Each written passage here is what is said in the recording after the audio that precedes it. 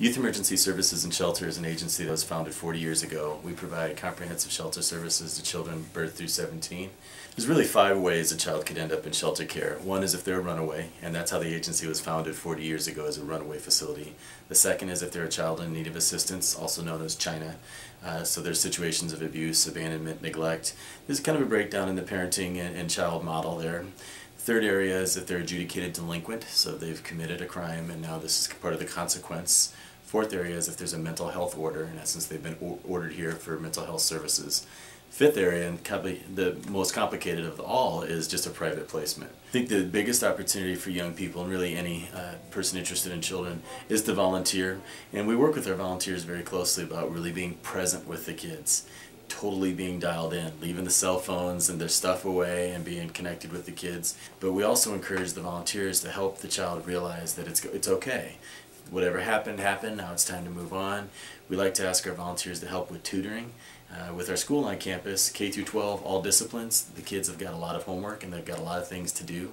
So there's a good opportunity there. Ideally, we'd probably create an experience where the volunteer would come back and really focus on teenage girls or the kids in the nursery. Since we do often get very young children, when we say we're birth through 17, we mean it. Our youngest child that's ever been here was 3 days old.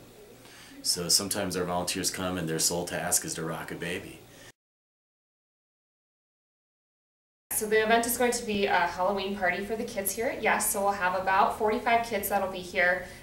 We're really just looking for volunteers to come in and hang out in the gym with the kids, so basketball, volleyball, kickball. We'll have crafts available for them. We're also going to be doing caramel apples, where the kids can dip the apples in the caramel and then decorate them with M&Ms and other types of goodies to put on top. Just a really good opportunity for these kids to experiment, to have and explore those traditions that they would normally have in the home, but because they're here at YESS, we're trying to give them as much of that as we can while they're here. I often say that the volunteer leaves YESS taking more than they gave. Because if we're all open and truly aware, we realize that we can learn from these kids. And there's a lot of us that are going to end up being better parents, better uncles, better brothers, better family members as a result of the experience here. What I ask the volunteers to also be aware of is that child knows who has to be here because they work here, or who visits because it's their job. When they see someone who explains, oh, I just work somewhere else and I'm just coming out because I want to be with you, that child knows that. It's someone that's choosing to come spend their own personal time at YESS and with these kids.